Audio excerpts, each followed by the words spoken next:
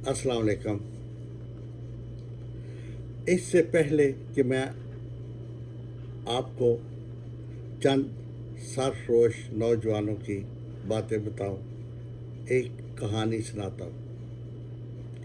एक जंगल में शेर के पास एक बंदर गया। उसने कहा कि जनाब, ये साथ ही दूसरे जंगल में सालाना रेस हो रही है जानवरों की, आप भी हिस्सा लें, आप तो जीत जाएंगे। तो चले। शेर just for enjoyment, just for a change, बंदर के साथ चला गया।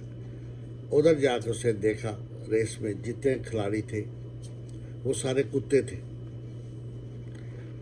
अब शेर वहाँ बैठ गया। बंदर ने सोचा जब रेस शुरू होगी तो शेर एक ही जंप में जाएगा और सबको पीछे छोड़ देगा, लेकिन ऐसा नहीं हुआ।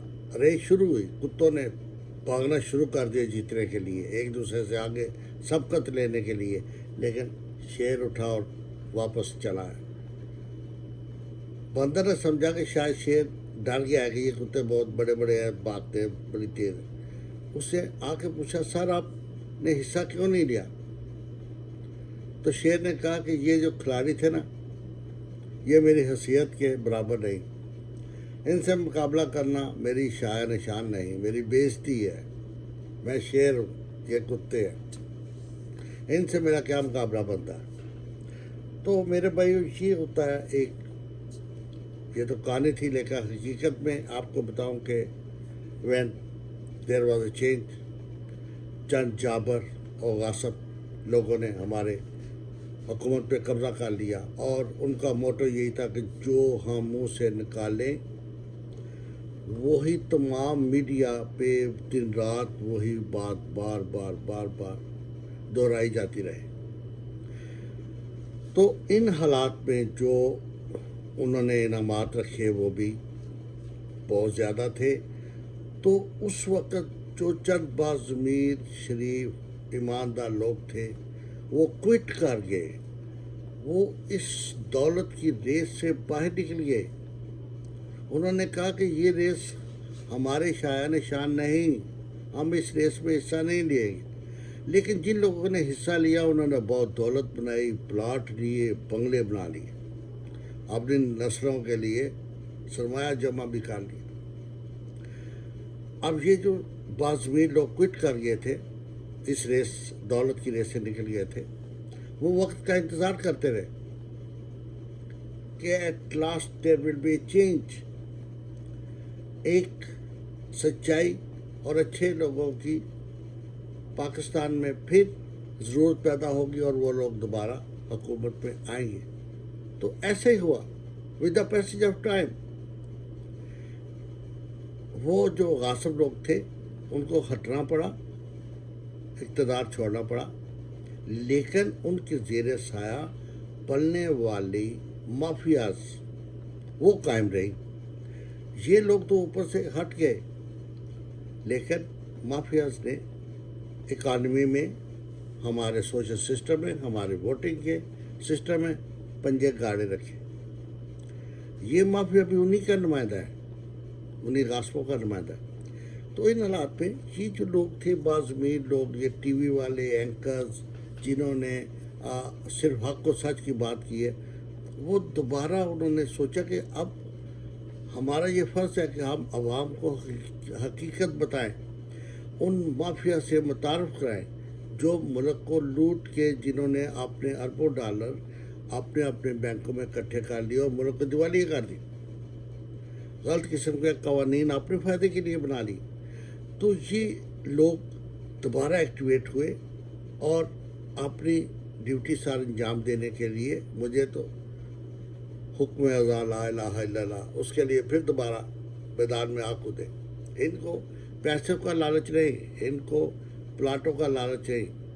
ये चाहते हैं कि हमारे लोग जो अवेयर नहीं हैं, जिनको ये पता ही नहीं कि हो क्या रहा है, वो बेचारे दिन रात में मजदूरी में लगे हुए हैं। बस उनको इतना पता है कि किसको वोट देना है, 5 साल बाद लोग आएंगे वो उनके पीछे वोट डाल। उनको ना अहमियत का पता है वोट की, ना ये पता है कि हम क्या कर रहे हैं, इससे हमारे मुल्क की तकदीर का फैसला होता है। तो ये जो लोग बैंकर हजरात जो चंद सरफरोश آئے ہیں اس فیلڈ میں کہ ہم عوام کے پاس جا کے ان سے حقائق معلوم کر کے تو حقائق جو ہے وہ عوام تک پہنچا کے ان کو اویئر کر سکے، ان کو بتلا سکے کہ آپ کے حقوق کیا ہیں، آپ کس طرف جا رہے ہیں۔ تو میرے بھائی یہ لوگ جب آتے ہیں ہمارے پاس ہمارے گلی محلوں میں، تو یہ جو مافیاز ہیں ان کو پتہ ہے کہ they are going to change the Pakistan, کہ وہ پاکستان کی سیاست کو چینج کرنے جا رہے ہیں، وہ لوگوں کے جو ہے وہ بدلنے جا رہے ہیں، لوگوں کا جو ہے ایک وے آف تھنکنگ ہے۔ تو اگر یہ سب لوگ ہمارے خلاف ہو گئے تو ہمارے تو جو ہے نہ کوئی ووٹ دے گا اور نہ ہی ہم حکمرانی کر سکیں، نہ ہی لوٹ پاٹ کر سکیں گے۔ تو اس لیے ان لوگوں کو ڈرانے دھمکانے کے لیے یا نقصان پہنچانے کے لیے وہ ہر راستہ اپناتے ہیں۔ تو میرے بھائی اب یہ جو ٹی وی والے اینکر حضرات ہیں جو اپنی جان تلی پہ رکھ کے ہم لوگوں میں آتے ہیں فیکٹ فائنڈنگ کے لیے، ہم کو چاہیے کہ ان کو سچ سچ بات بتائیں، کیونکہ اگر آپ حقائق پہ پردہ ڈالتے ہیں تو you are becoming the part of evil, آپ بھی برائی کا حصہ بن رہے ہیں۔ تو اس لیے یہ ہے کہ بینگ اے مسلم ایک اچھا شہری ہونے کی حیثیت سے ہمارا فرض ہے جب جو ہمارے پاس ہے جو سوال کریں، جو کچھ ہمیں پتہ ہو وہ انہیں بتائیں، تاکہ یہ تمام عوام کو ان کی اویئرنیس دے سکیں، ان کو بتا سکیں کہ حقائق کیا ہے۔ تو آئندہ ووٹنگ کے لیے لوگوں کے پاس چاہے 100 لوگوں کو پتہ ہو کہ ہم کس کو ووٹ دے رہے ہیں، یہ کون ہے، یہ مافیا ہے، یہ شوگر مافیا ہے، لینڈ مافیا ہے، کہ ویسے ہی کرپٹ مافیا ہے، یہ کیا ہے جس کو ہم ووٹ دے رہے ہیں وہ ہے کیا۔